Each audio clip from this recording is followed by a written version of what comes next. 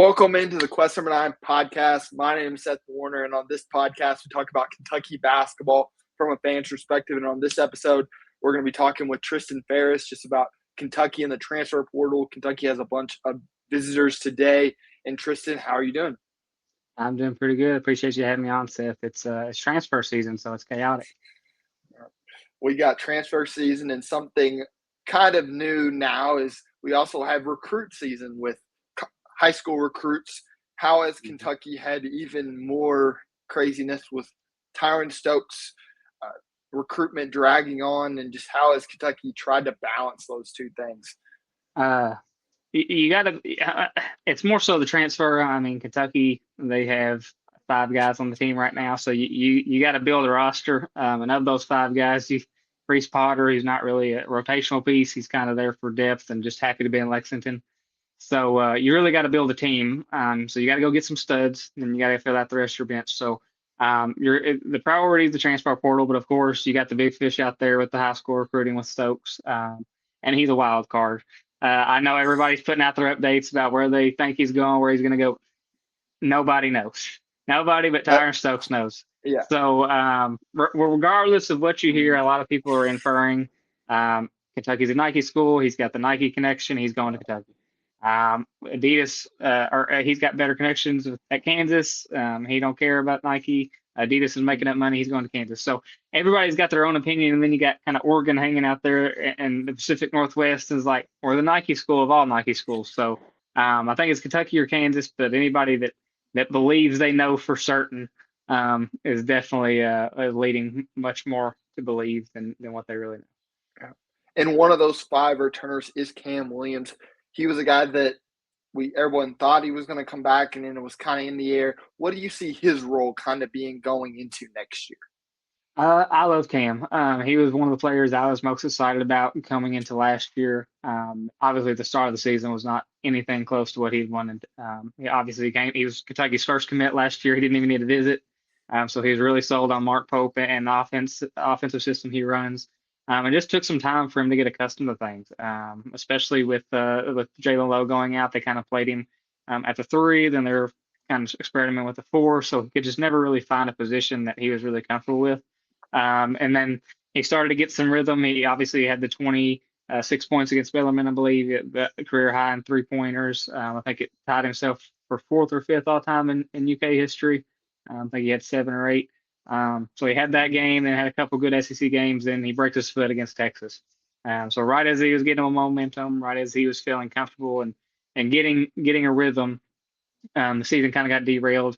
And obviously didn't get to see much of him in the postseason, but he did come back. And I think that says a lot about his character, because most players at that point in time would have probably called it a season, rested, looked ahead to the next season of college basketball. And he didn't. He knew. I've talked to his father and him about it. He knew he wanted to come back as soon as they told him what his timeline was. He knew he wanted to be back. So I think that's big. And obviously he's back for his junior season. And so I think next year you're going to see a role with him. He's going to be battling for a starter spot depending on who Kentucky brings in, but definitely a key figure off the bench at the very least, just because of his 3-point ability. And then he's going to add a little bit more weight, so he's going to be a little bit more physical on the defensive end. And obviously he's got that length to bother people. Mm-hmm. And with him, he's very versatile, like you were saying, play the 3 or the 4. We're looking at a lot of other wings. We talked about Tyron Stokes. Kind of my thought a little bit on Tyron, maybe potentially playing him at the 4. What would you see if he ended up committing and some of these other guys not committing? What about playing him at the 4? I think Tyron prefers the 3, and you're the number 1 guy. You can kind of pick whatever school is going to tell you that. So I think he prefers the 3. And I also think if he plays a 3, that gives Kentucky positional size, because he's 6'7", 6'8". He can be that big guy on the wing, but even though he's that big guy on the wing, he has really good feel for the game.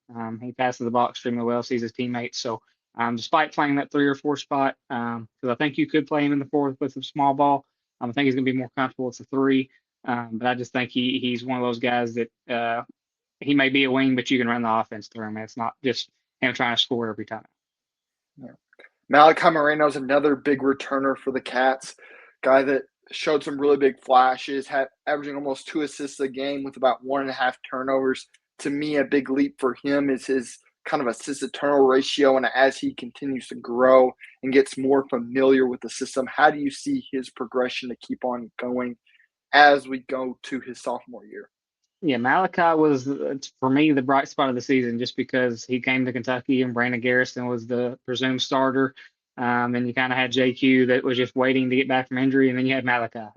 And then you fast forward to the season, JQ only plays 4 games. Brandon Garrison didn't have the leap the staff expected. Then Malachi Moreno was an All SEC freshman, so his development and his play was definitely the most positive from the season for me. And I think it goes back to what you said. He obviously showed a lot of promise.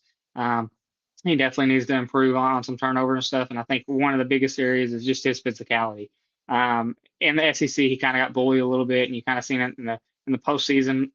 He just didn't have the size and the girth to kind of battle with those guys, just because the SEC. I mean, it's the most physical conference in college basketball. So you just having an off season and getting bigger will help him tremendously. And then I know it frustrated a lot of people just grabbing rebounds with 2 hands. He had so many rebounds knocked out with just having one hand on the ball. So just some things to get fixed. But obviously, a freshman season, a really good one. He took a decent pay cut to come back to Kentucky. So I think that shows that he's committed to playing here. He just wanted to feel valued. And then that obviously, a guy of his production, it would have taken a lot more money for Kentucky to replace that in the portal. So just having that piece back, somebody that knows the offense, kind of retained. We talk about Mark Pope and his retention. He's bringing back another guy with hopefully a big jump next year too. And you're talking about it would have been hard to replace when you see some of these numbers that some of these other top bigs are getting.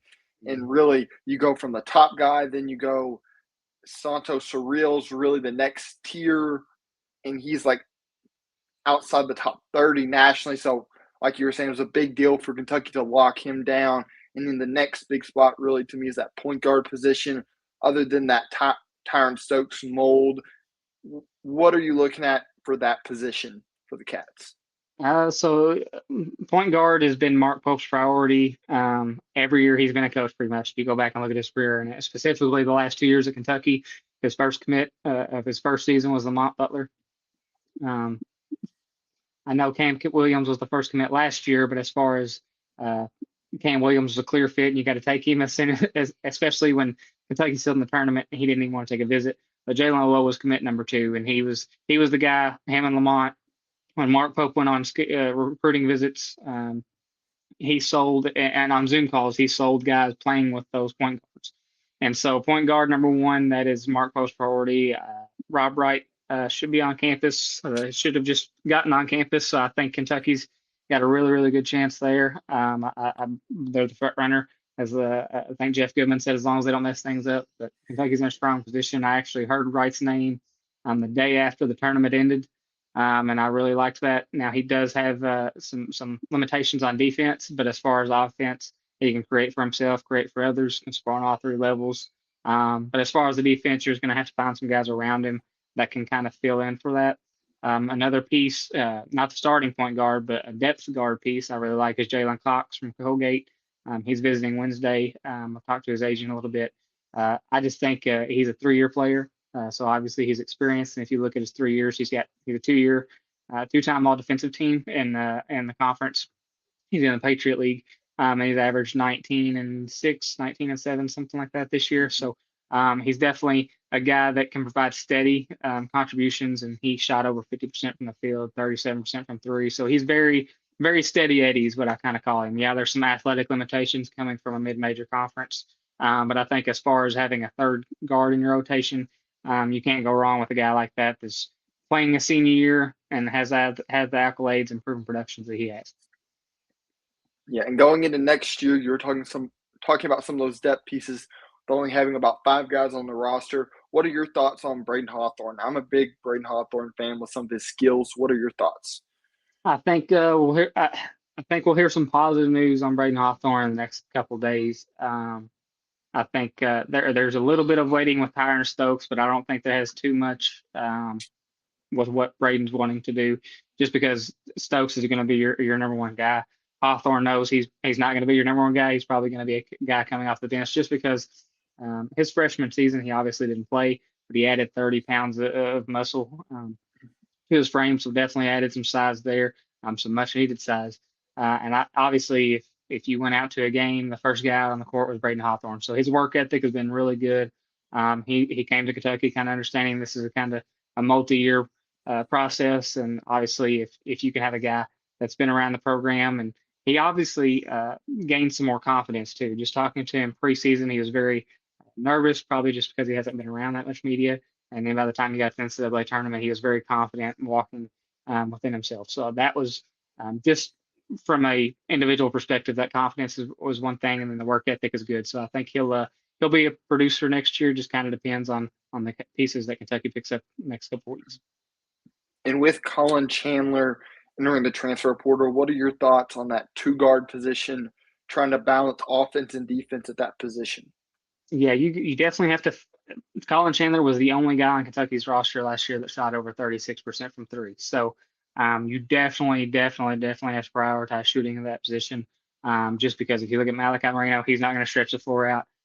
You're probably going to get a point guard. If it's Rob Wright, he shot over 40%, so that can help. But that shooting guard, you definitely have to find kind of your another 3-and-D guy, because those wing positions, that's kind of what the modern game of basketball is going towards, is you got to shoot the three and play defense. And obviously there's some good things in between. But I think Paul McNeil from NC State kind of fits that mold. If you look him up, very athletic, shoots a three at a high clip, and can defend. So there's some guys there that Kentucky will look after, but I think it kind of comes down to they're going to look at Rob Wright, Tyron Stokes, kind of see what they have there, and then kind of if they can lock those guys down, kind of build the roster from that point. Mm-hmm. And we were talking about some potential depth pieces. What are your thoughts on a potential depth center and just kind of that overall look? What are they looking for? Yeah, you definitely want a. I mean, right now you got Malachi Marino and Reese Potter, so that's your two pieces right now. I think at the four, you definitely want to have somebody that can shoot. I think that was something that was really missing from this Kentucky team. Is if you look at a lot of the lineups that Kentucky played last year, they were really missing shooting from that four spot. Then you put Malachi Marino in there, and you have Mo Diabate in there, and they're really clogging that lane, and that limits what Otega Owe could have done. That limits what Denzel Aberdeen could have done. And obviously they were kind of able to work out some of those roster limitations as the year went on. But you definitely want to have some shooting at that four spot. So a guy like Deshaun Good or Isaac Seliskar from Yale, those guys are two high efficient guys that can play that four spot. And you look at the five, the big market is just so expensive, like you mentioned. That was why it was so important to get Malachi Marino back. Just finding a big that can rebound, play their role, good teammate, and defend and have good rim protection. That's going to be big. But you kind of seen the bigs in Kentucky's offense. They have to have some good decision making. You can't just bake on a really athletic guy that can rebound and defend. You got to have some guys that can make good decisions with the ball. Just because you kind of run the offense out of that high post a lot. With that being said, though, you can play some lineups where Stokes runs that high spot, depending on who you get the four run that high post spot. So, but I think the priorities there are definitely going to be defense and rebounding and size. If you look at the last couple of years in college basketball, positional size and defense is what's been taking teams far in the tournament. And so you can't really have an undersized big. You got to go get a guy that's big, physical, and can rebound and defend. And with that position, you said something about Reese Potter. What are your expectations, or do you have any for him going into next year?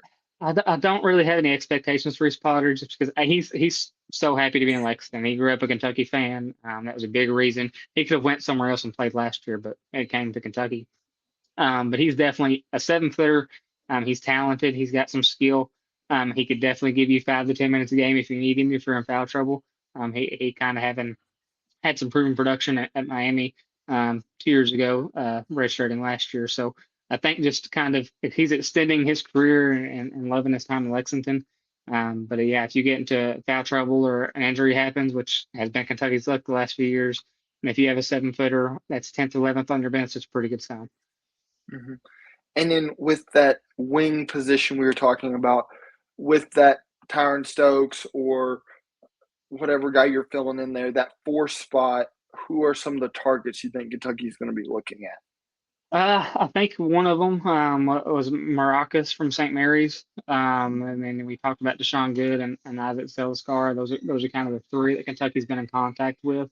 And then you mentioned Tyron Stokes to kind of play that position, but I just think it's going to be um, you kind of have a pool of players that you're looking at. If you get Rob Wright and Tyron Stokes, that may be different because you want to build a roster around those two guys.